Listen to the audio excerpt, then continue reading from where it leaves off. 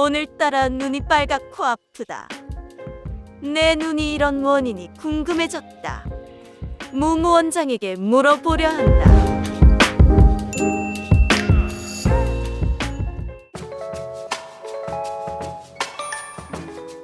각막에 감염이 된다라고 하면 어떤 증세가 있을까요? 흰자가 빨개지고 부을 거고요. 눈꺼풀도 부을 거고 눈을 뜨기 힘들 정도로 아플 거고 이물감이 느껴질 거고 자꾸 손이 닿다 보면 2차적인 또 감염이 돼서 꼬비 끼거나 이런 현상이 많이 생깁니다. 당연히 시력은 떨어지게 될 거고요. 그런데 눈 앞쪽 각막에 감염이 되면 어떤 원인의 감염이든 간에 증상은 결국 다 비슷해요. 각막을 일단 들여다 봐야 되죠. 그래서 각막의 상처라든지 상처가 패이는 패턴이라든지 뭐 이런 것들을 자세히 보게 되고, 그런 다음에 이제 하나씩 진단을 해가게 되는 거거든요. 그런데 이제 이런 게 있어요. 배제 진단이라는 말을 씁니다. 배제 진단. 어떤 병이 생긴다고 할 때 100가지의 원인이 있다면 처음부터 98번 원인을 생각하면 확률적으로 실수할 가능성이 많아요. 그래서 첫 번째 흔한 거, 두 번째 흔한 거 이런 것들부터 생각을 하고 이게 혹시 그 병인지 맞는지 확인을 하고 아니면 아니다 하고 제껴가는 거죠. 증상과 원인이 정확하게 하나씩 딱딱 일치하면, 그래서 이런 증상이 나오면 이런 병이다 이렇게 바로 알 수 있는 거라면 배제 진단이라는 게 필요 없는데, 대부분의 각막염 증상이 비슷하거든요. 그런 경우에는 흔한 원인부터 생각을 해야 한다는 거죠.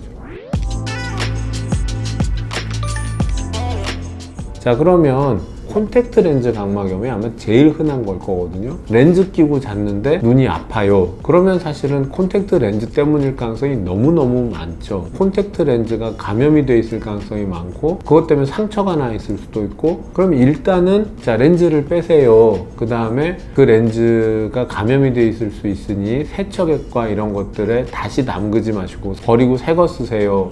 뭐 이런 식으로 하고 항생제나 소염제 같은 걸 쓰게 되죠. 그런데 이 소염제가 스테로이드거든요. 자, 스테로이드라고 하면 무조건 나쁜 거냐? 그건 아닙니다. 우리 몸의 과도한 면역 반응을 줄여주고 그렇게 해서 염증을 해결해 주는 거예요. 스테로이드를 막 쓰면 해로운데 눈에는 꼭 필요하거든요. 왜 그러냐면 눈은 다른 데와 달리 흉터가 굉장히 치명적인 영향을 미치기 때문에 그래요. 그러니까 염증이 없어지면 보통은 흉이 지고 우리가 말하는 딱지가 생기고 그러면서 단단하게 마무리가 되고 끝이 나는데, 대부분 곳들은 그렇게 하면 문제가 없어요. 종기가 난다 하더라도 고름이 빠지면서 그게 섬유화돼서 딱지가 되고 피부가 약간 변색되고 굳어지면 뭐 아무 문제 없이 나았으면 되는데, 그게 엉덩이라면 아무 문제가 없죠. 근데 그게 눈에 생기게 되면 하얗게 흉터가 생기면서 시력이 떨어져 버리니까 병이 나은 게 중요한 게 아니라 결과적으로 보면 시력이 더 나빠지는 그런 원치 않은 결과를 만들기 때문에 중요한 건 단지 염증을 없애는 것만으로는 안 되고 흉터도 안 생기게 치료를 해야 하기 때문에, 그래서 스테로이드성 소염제를 씁니다. 비스테로이드성 소염제도 있어요. 그것도 꽤 좋은 효과를 보지만 스테로이드 소염제만큼 각막을 깨끗하게 고치지는 못하니까 우선은 스테로이드성 소염제를 항생제와 함께 씁니다. 자, 근데 세균이 아니면 항생제가 필요하냐? 바이러스성인데 왜 세균성 항생제 쓰냐? 2차 감염 때문에 그러는 거죠. 바이러스성 감염, 제일 흔한 아폴로 눈병, 여름에 흔한 뭐 유행성 결막염 이런 거 생기면 그건 바이러스성이에요. 그리고 바이러스성이기 때문에 항생제를 쓰는 게 크게 의미가 없을 수도 있죠. 세균 잡는 거를 써서는 바이러스를 못 잡을 테니까. 근데 그렇진 않아요. 왜냐면 바이러스에 감염이 됐을 정도라면 눈의 기본 면역이 떨어져 있는 거고 아무 잡병이든 노출이 되어 있는 상태인데, 당장 속눈썹에도 엄청나게 많은 숫자의 포도상구균이 살아요.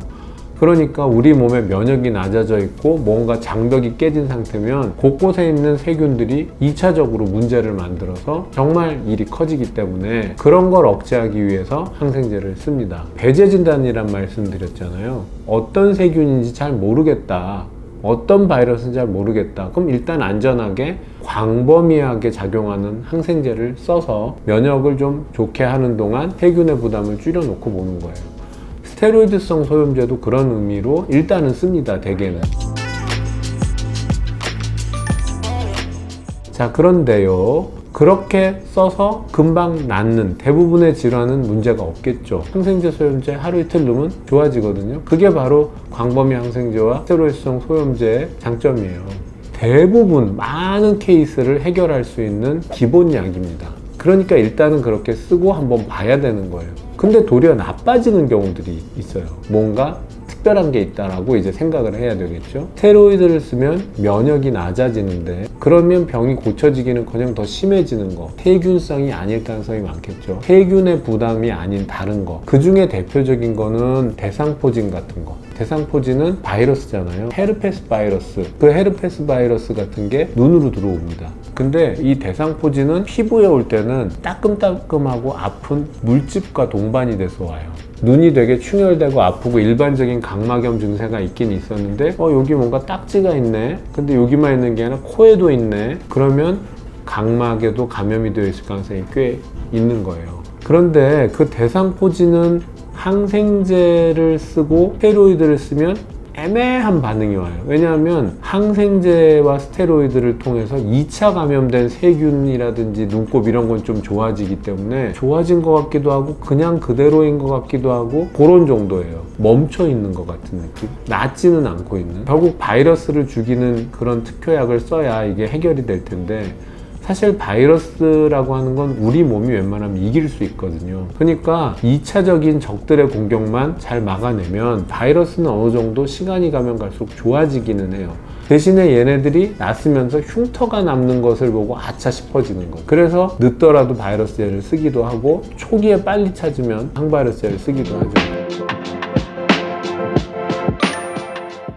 자, 그런데 헤르페스, 대상포진 이쪽인 줄 알았는데 이거는 약을 썼는데 멈춰 있는 것도 아니고 더 나빠지네? 그런 경우도 있을 수 있죠. 그럼 이건 바이러스 쪽인가 보다 하고 항바이러스제를 또 추가했는데 또 나빠지네? 그러면 아까 말씀드린 우리가 배제 진단에서 첫 번째가 아니라 아래쪽 순서에 있는 어떤 원인들로 생각을 해야 돼요. 그 중에 가시아메바, 아칸토아메바 감염증이 있는 겁니다.